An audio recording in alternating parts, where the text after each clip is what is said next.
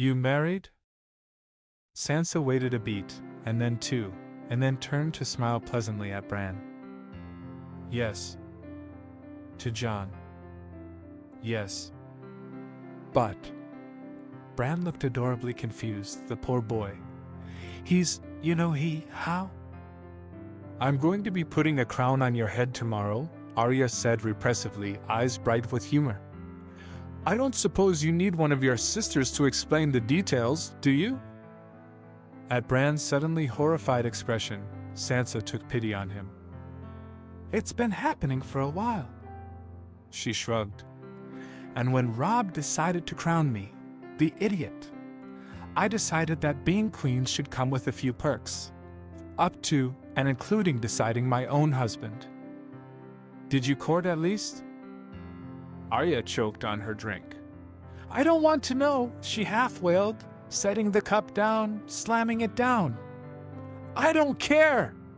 Just let me spar with Jon and sew some wounds shut, Sansa. I don't want to know what and how and why you fell in whatever this is.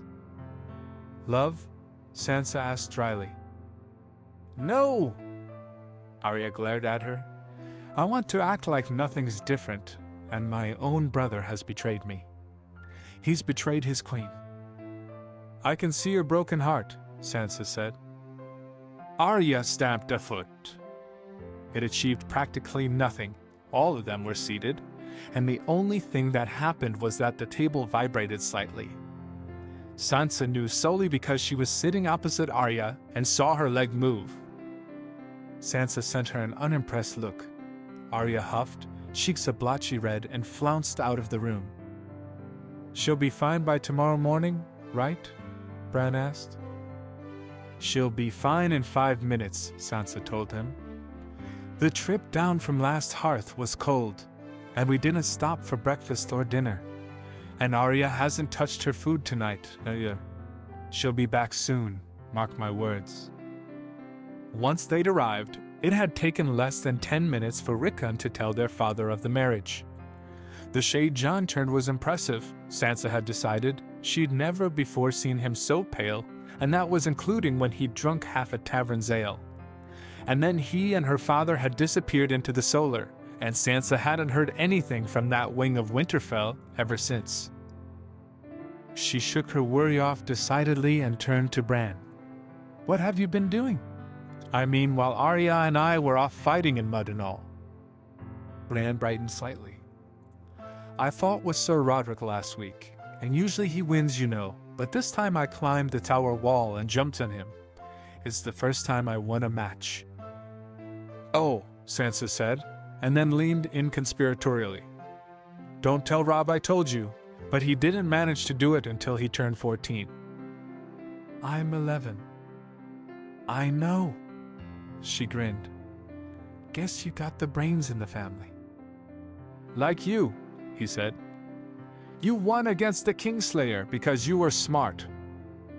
Well, she quirked her lips. It wasn't just my head that allowed us to win. I had lots of friends beside me. And really, we won because the Kingslayer and his men were stupid. Which is something you should know, Bran. Don't ever think that just because you have all the cards, the others don't have any. I wish I'd been there, he muttered. So you could fight? Sansa asked. At his nod, she sighed. You've time, Bran. No need to go looking for a fight. It'll come to you quick enough. Then why am I being crowned? Bran demanded, blue eyes wide, Sansa's eyes, Robb's eyes, their mother's eyes. Why are you giving me a crown, Sansa, if I haven't done anything? Because the North needs a king, she said. Robb's gone south, hasn't he? We need a king right here. We're Starks, Bran. Don't you worry about becoming something great or famous. It'll happen when it happens. And if it doesn't, then that doesn't make you any less worthy of that crown. I'll just have it because I'm your brother. You'll have it because we think you deserve it, Sansa corrected. Because you are our brother, and because you know more of Winterfell than almost anyone else alive, and because you know how to make everyone smile. We want you to stand beside us, Bran, not just because you are our brother, but also because we need you. Will you crown Rickon too? He asked. When Rickon's old enough, yes. Bran paused, and Sansa seized the chance to reach out and grip his hand. Winter is coming, she said softly. The North needs rulers that are strong, that it can trust when winter arrives. She arched an eyebrow. But you don't have to worry over all of that right now. What do I have to do? He asked, sulking. Sansa got out of her chair and prodded him until he too got up. You've got to come with me, she said. If we go to the kitchens now, there might be some cake still left over. Later that night, her father walked into the library, lost in thought. Sansa had been stitching. After Bran fell asleep in the kitchen, she had taken him to his rooms and then retreated to the library with her embroidery. I hope you didn't kill Jon, father, she said as casually as she could manage. He jumped slightly before focusing on her. No, Jon is fine. We just had a very long talk. On certain important things. Like? Respect, he replied. And trust and honor. I'd wished you had told me, Sansa. I wouldn't have disapproved. But Mother would have, Sansa said. And Robb and Arya, well, I was angry, father, and a little afraid too, and just I love him. She shrugged helplessly. If Robb decides that he needs to marry one of us off to seal an alliance, I couldn't bear it to be me. And there are other Targaryens in the world. Jon is a Stark. First and foremost, you know he's taken my last name, don't you? I heard. Her father smiled. Jon Stark's something he's wanted all his life. And you've saved each other from other, unwanted marriages with this. But did you fall into something you wanted? I love him, she said simply, and that was the end of it. They marched south to Rosby and took it, but it was a costly victory. The Mountain escaped, and in doing so rampaged through a company of nearly 100 soldiers. The Glovers wanted to chase after him, but Robb looked at his maps, looked at his mother, looked at Theon, and he said heavily, "We have too much else to do. Leave him for the river-run soldiers." Robb smoothed down the edges of the map. If we are to win this war, we'll need more allies. If I am to take King's Landing, or even Duskendale, I'll need a navy. My father, Theon offered. Robb remembered what Sansa had told him. Years ago, Theon was afraid. He tried to be something he wasn't, and it resulted in so much heartbreak. Don't judge him for what he hasn't done, but don't allow him to go to his father, either. You can't trust him to be loyal to you if you do. No, he turned away and nodded to the green, lush fields in the southwest of the continent. The Red Wine Fleet. It's time we brought this war to the Reach, don't you think? Rise, King Brandon, said Arya, and stepped back so she was in line with Sansa and Jon. All hail King Brandon, Jon called, and Winterfell cheered. To my lovely sister. Any advice on how to deal with the Tyrells? Beware, Lady Olenna, the mother of Mace Tyrell, and do not promise yours or anyone else's hand in marriage. Stay strong, Robb. This will be over soon. Love. Sansa. Why should we join you?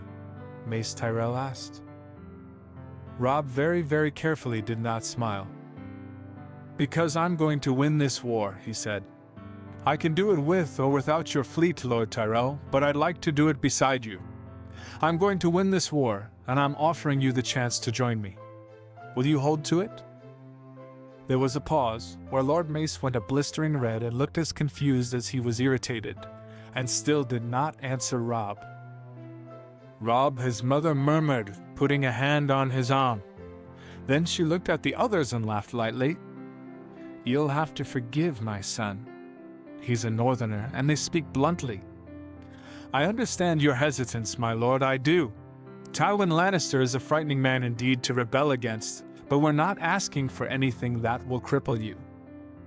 You're asking for the Red Wine Fleet, he snapped. That isn't nothing, my lady.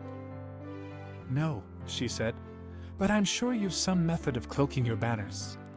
And my son has met the Lannisters in over 20 battles, my lord, and he has won each of them. My daughter has the Kingslayer in chains in the north, and the Westerlands are all but destroyed. All that is left is King's Landing and Duskendale. We can take both, Robb said. Then why do you need us? Lord Mace asked. Because I can take both cities, but thousands will die in the doing.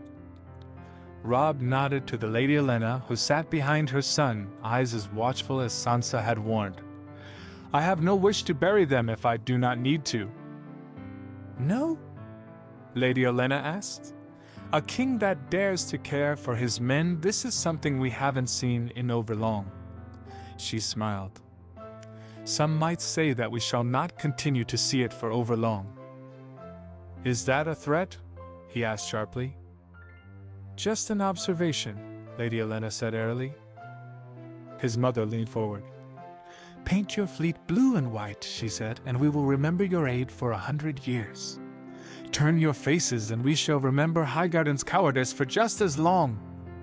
The North remembers, Lady Olenna, Lord Tyrell. We always have, and always will. She dipped into a slight curtsy and then addressed Lady Olenna alone. You've 3 days to give us your answer. Our thanks for your hospitality. Robb offered her his arm, and together they walked out. They took Duskendale, and right outside the walls, Tywin Lannister met a sword to his throat. Robb had his body embalmed and sent to King's Landing. They have Jaime, Tyrion said. They've killed our father, and they've cut off our food trains, and according to the news from runners at Sharp Point, there's a fleet of ships coming at us from the bay, painted with the Tyrell roses. The small folk hate us. Less than a fourth of the nobility remains inside this city, and your son insists on holding a 5-course meal every bloody day. You are the hand, Cersei hissed. There's still a host of guards in the city. Do your job for once in your life and defend us. Defend who? He asked. You? Your bastard son? How dare you? You've hated me since I was born, Tyrion told her. I hold no great hope of defending the city, not when the bulk of our army has already been defeated. Cersei looked angry enough to breathe fire. Her hair fluttered in disarray, and Tyrion wondered when he'd last seen her so unhinged. Perhaps it had been upon hearing of Jaime's capture. She'd locked herself in her rooms for almost 2 days, refusing everyone, along with food and water. But even then, she'd emerged from the confinement looking as magnificent as ever. No, the only time he'd ever seen her so mad had been when their father's body was brought to King's Landing by Westerland prisoners. It had taken 3 men to drag her away, and Cersei had gone screaming the whole way, demanding those men be burned alive. As the hours passed, in fact, she looked more and more crazed. You'll be confined to your rooms, Tyrion said when she didn't look to have regained the ability to speak yet. And on the morrow, I will surrender to Robb Stark. If you do this, as Cersei snarled, I will wait, and I will watch, and the moment they so much as blink, I will tear your tiny little head off of your misshapen body. Do I make myself clear? Tyrion took 1 step towards her. You see, those threats ought to frighten me. But all I can think is that even if your vengeance would happen, in the end it'd be a better world than the one in which I fought. He bowed. Good day, sister. King's Landing cedes to the king in the north. Please just name your terms, King Robb, and we will meet them. Fly white banners from the turrets. Have all knights and lords arranged outside the walls in 3 days, without weapons, along with King Joffrey and his mother. Surrender your crowns and your swords to me, and we shall treat you as highborn hostages. Refuse, and we shall paint the land with your blood. Catelyn rode out with Robb, a guard of just under 500 men surrounding them.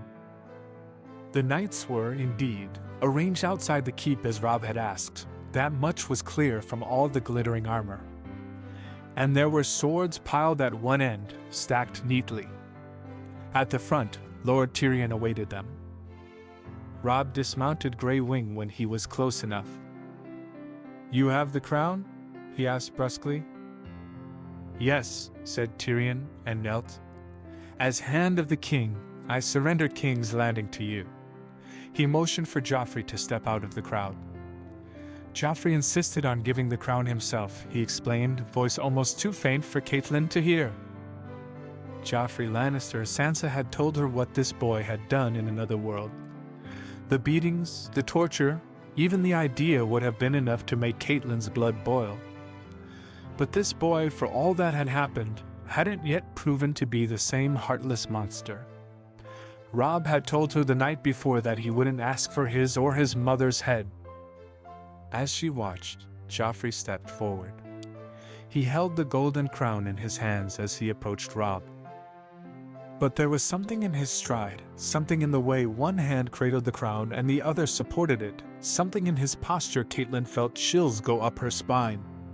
And then she realized what it was and went white. "Robb!" She screamed, and her horse bucked at the sudden noise. Catelyn only barely held on. "Robb, watch out!" Robb turned to look at her. The sudden, jerking motion pulled him away from Joffrey, enough that the dagger meant for his ribs only grazed his arm. His cry of pain was drowned by Grey Wind's howl, and Catelyn lost sight of him once more as the horses surrounding her panicked. By the time they calmed down, Joffrey lay on the ground with half his neck cut open. The other knights were shrinking away from Grey Wind. Tyrion Lannister's face was spattered with his nephew's blood. Even from this distance, Catelyn could see his agitation. Robb's sword was unsheathed, and it shone in the early afternoon sun. Red blood dripped, staining the grass. "Is there anyone else who wants a try?" he demanded. "Any other honorless knight who wants to die today?" "Come on, I've no desire to rule over a kingdom of traitors." "'Twas Joffrey's own decision to do this," Tyrion said quickly. "None other knew of it. Not me, not any of the men. I beg of you, Lord Robb." "King," Robb snarled. "King Robb, then. You have no others who would raise steel against you. Not here." Robb stared at him for a long moment, and Catelyn could see the temper burning through his spine. "They tried to kill you," she thought, and wished for just a single moment that he would hold to the terms he'd laid out to King's Landing 3 days previous, that he would give the order and they could spill enough Lannister blood on these fields that the Westerlands never recovered. But her son, her honorable, merciful, valiant son, he only sheathed his sword. He only sheathed his sword, raised his chin, and acted as if he hadn't given these men another chance at life. "I razed the Westerlands to the ground," he said. "I burnt Lannisport and starved Casterly Rock, and I've the outright support of half the kingdoms even without the Iron Throne. The next man to raise a sword to me and mine will be fed to my direwolf, do you understand?" Catelyn let her breath gust out of her abruptly. "Oh my boy," she thought. "Oh, I've never been so proud of you." They marched into King's Landing. As they entered the throne room, a maid came from another part of the keep. "My lord," she gasped. "The queen, the Lady Cersei, when she heard of her son's death, she threw herself out of a window." "What?" Robb asked, reeling. "When?" "Not a few minutes previous." She hesitated. "We tried to stop her, but she right near ripped off Sharice's ear, and we couldn't stop her." His mother wrapped a hand over his shoulder. "Put a guard over the others," she ordered. "Ensure nothing like this happens again." Once the maid left, she turned to Robb. "So Joffrey and Cersei Lannister are dead," she said. "We hold King's Landing. What now?" "Now?" Robb asked. "Now the hard part begins. Now," he said, swallowing, "we melt down the Iron Throne." She startled. "Robb." He frowned. "Sansa didn't tell you our plans?" "No," his mother said quietly. She didn't. Ah, well, it starts here. We are Northerners, Mother. My army is loyal to me because they think me worthy of this crown, not because they fear what I can do to them. Robb grinned at her. And of course, I don't want to sit on something so pointy. You know how bloody my back's going to be if I'm not careful? Suddenly, she reached out and embraced him, tight as Sansa before she left Winterfell the first time, tight as Sansa when she came back. I am so proud of you, she told him fiercely. You've done so well, Robb. Your father would be proud if he were here to see you. Well, he said, pulling away after a moment, this isn't over yet. No, it isn't. Her lips twisted wryly. You need someone with both intelligence and loyalty to navigate this court, Robb. I can help, but not when I don't know precisely what is needed for you. What are you saying? I'm saying that you need Sansa. God save us. Jon looked out into the fields. Well? I don't want to, Sansa replied.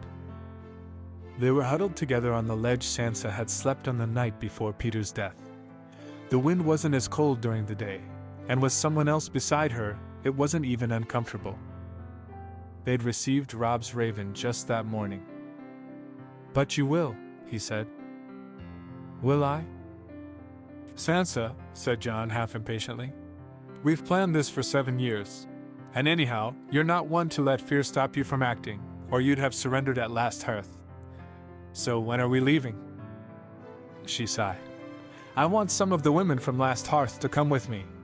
At least Alice, Mira, Willa, and Eddard'd be of great help.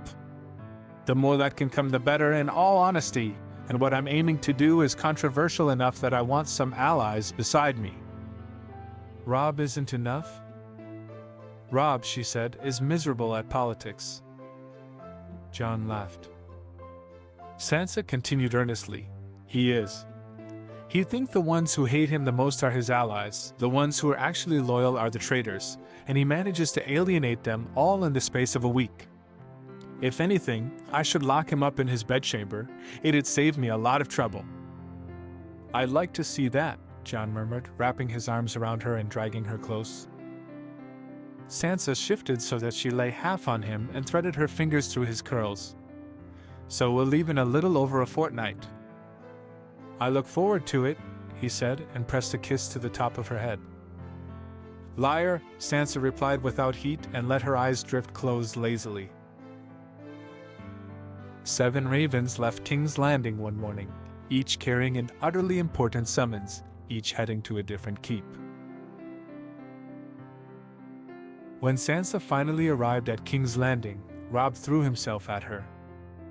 I was so worried, he mumbled into her neck. Gods, I hadn't so much as considered, well, I thought for sure we were damned to the high heavens, and then you sent that bloody raven, and I didn't stop smiling for just about a week. Sansa hugged him back just as tightly. I know, I missed you so much. It's been an entire year. The crown looks good on you. You've grown so thin. Gods, he said again, and his hug tightened impossibly. Sansa breathed deep and let herself dangle in his arms for a moment longer before pulling away. She was close to many people, and she loved them all. But Robb was different. He was the first one she'd ever trusted, and he was her closest brother, and they'd spent just as much time arguing and fighting as they did laughing for so many years. When she'd first left him, it had felt like a lost limb to not have him there for sharp comments and easy laughter. When next he'd left her, it had felt even worse. Where's Mother? Sansa asked. Once the initial introductions were over, Robb had pounded Jon on his back, and her council had looked both flattered and impressed at Robb's manners when he greeted them. Sansa had already resolved to tease Winifred on her flushed cheeks mercilessly. Inside the keep. Robb's lips tilted downwards. The Tyrells arrived yesterday, and they're already making life hell. Hell's above, there's so much to tell you. I can't wait to talk to you about everything. Sansa glanced at Jon and felt a sinking sensation in her stomach. "You've no idea," she replied, and let herself be shuffled into the keep. Robb was exhausted before they'd so much as finished half the things that needed to be covered. Sansa had brought the Kingslayer with her, and preparing a cell for him, along with all the other Lannister hostages, had been tiring. Then their mother, Sansa's council, and Sansa herself had spent hours deciding which rooms would be given to whom after they arrived. After that, she'd started talking to Robb about the rise and wildling invasions in the north, and what they had to do about it. He was impressed with her stamina. "Anything else?" he asked when they'd finally managed to go over everything. Sansa hesitated, glancing at her council and then back to him. "Yes," she said, "though it might be better to do it in private." Robb shrugged. "Me and you, or it might be better to have Mother here as well." Her lips quirked in a mirthless smile. "But maybe not Jon." Robb frowned, confused, but only said, "You heard her," to the council. Some of them left quickly, but others looked amused as they did so. Jon cast a worried look back at Sansa as he followed them out. He avoided Robb's gaze with as much unsubtle awkwardness as he'd been doing since they arrived. "I'll talk it over tomorrow at the practice grounds. Best thing for it, I can hit him over the head if he gets as brooding as before." When the door clicked shut, he nodded to Sansa. "Something important?" "Yes." She breathed deep, looking down into her lap. Slowly she lifted her head and met Robb's gaze. I'm married." "I didn't hear that correctly?" Robb felt his brows pull together. "You what?" She shifted uneasily, and her eyes dipped away quickly before coming back to meet Robb's decisively. Suddenly, he realized that she was avoiding their mother's gaze more than she was trying to meet his own. "I got married," Sansa repeated. "When?" their mother asked crisply. Her shoulders pulled tight, defensive. A few months ago." "To whom?" "I think it might be a better idea if I ensured that you didn't kill him first," she said, voice high and nervous. "I rather." "Months ago," Robb said slowly. "Why didn't you tell us, Sansa?" She inhaled and lifted her chin. "Because you wouldn't approve." "And knowing that, you still went ahead with it?" Sansa looked between them. "I wanted to tell you in person, at first, and by the time I realized how foolish that was, it seemed more prudent to wait than to send you a raven. That's why I asked Father and the others not to tell you." She shook her head. "I know it was terribly foolish of me, not to mention selfish, but I do love him. He's always been kind to me, and—" Their mother leaned forward, eyes glittering like the palest stars. "Who?" she asked, cold and frozen as the oldest tides. "Is he?" "Promise me you won't hurt him," Sansa replied, turning to look at Robb. When he shook his head, she straightened and said firmly, "If you won't give your word, I won't tell you. Promise, and I'll speak." "You're 16, Robb exclaimed. "A woman grown," she flared back. "A woman grown would not act as impetuously as you did," their mother said, and Sansa deflated slightly, just enough for him to see the tears behind her defiance. Robb muttered a curse under his breath and glared at her. "Fine. Fine, have your bloody promise. I won't hurt the man you've chosen to spend a life with." "I hope he's worth it, Sansa, because I don't know if I can admire a man who hides behind your skirts." "He's just doing what I asked," she said acidly, and then visibly bit her tongue. "I'm sorry. Thank you, Robb." "Answer the question," he ordered. He could see her impulse. She wanted to toss her head and shout back, but also her restraint. She swallowed it all down and sent him a weak smile instead. "I married Jon," she said quietly. "Jon?" Robb asked dumbly, at the same time as his mother forced her chair back so it screeched against the flagstones. "Jon who?" "Jon, our cousin," Sansa said. "Jon, the man you legitimized as a Targaryen. I mean, now he's a Stark, but before that he was." "You married our brother?" Robb asked, horrified. I married our cousin, she corrected, voice stinging. I love him, Robb, as I didn't think myself capable. He swallowed hard, and their mother turned towards them. This was extremely stupid of you, she told Sansa. I'm surprised your father supported you at all. You had such great chances, Sansa, and you squandered them on a man who has already promised to our. What great chances, Mother? She asked. I am already queen. I already have power and all the wealth I can ever want. All I wish for is a man who loves me and treats me with kindness and respect, and Jon does that in droves. Their mother sighed. I want you to be happy, of course I do. But what does Jon know of ruling? Of the dangers and tribulations that come from that? He will rule beside me, Sansa replied. It isn't as if I have much knowledge myself. We shall learn together, if necessary. And your past life? The one in which you feared yourself broken? She shook her head. Men have hurt you. Why not wait and see? Because we all might die, said Sansa. Because there aren't enough days in this life to waste. I was hurt, Mother, and I'm not saying I wasn't. But there is a difference between Jon and those men, and he will never treat me as they did, and that is half the reason why I trust him. Robb arched an eyebrow. The other half being?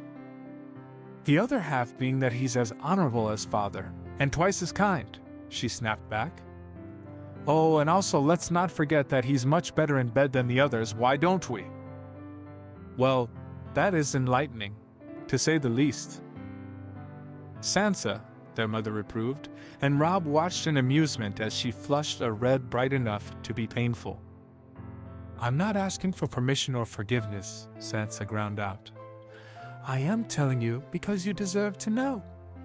I hope you can find it in yourself to accept my decision that this is final, whether or not you do. Damn it all. Sansa. Good day, Mother Robb. She curtsied slightly and strode out of the room,